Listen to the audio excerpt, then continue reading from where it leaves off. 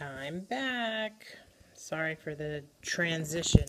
Anyway, so in order to figure out if I had any outliers, so again, make sure everything in your list matches. This is, in fact, the sample standard deviation, so you should be reading the S sub x. But in order to calculate if I had any outliers, of course, I need to use my magic formula, which is the 1.5 times the IQR. I forgot to write it in that first one. And then I take that and subtract it from Q1 to get the low end for the low outliers, and I add it to Q3 to get the high end for the high outliers. And so since my data sets both had the same inner quartile range, and that it was 5, so I was able to use the same Q1 to do the calculation, it didn't matter, and the same Q3 to do the calculation, it didn't matter. So over here, that's why it didn't matter which one I was using, since for the data set, those values were the same.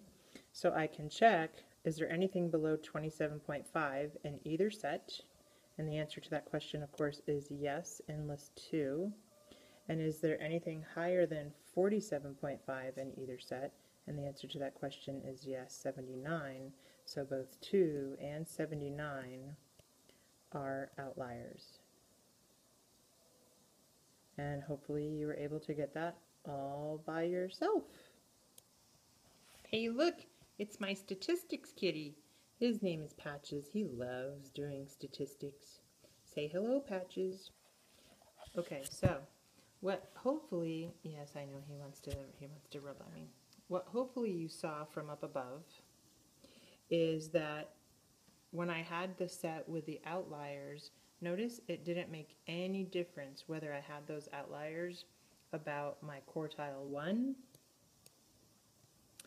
or quartile 3 or the median. All of those values in the box itself were exactly the same, but what you do notice different is that the minimum, of course, is different when I have that outlier, specifically the 2 side, and the max, specifically 79, and the mean. So I didn't have you calculate the mean, but I would encourage you to go back and add that below standard deviation so that you can see what happens when I have those outliers. For sure you need to do that. And also the range, when I have the outliers, notice how different the range was on the second set of data. And then also the standard deviation, notice how much way bigger that standard deviation was when I had those outliers. So resistant means they don't change when there's outliers.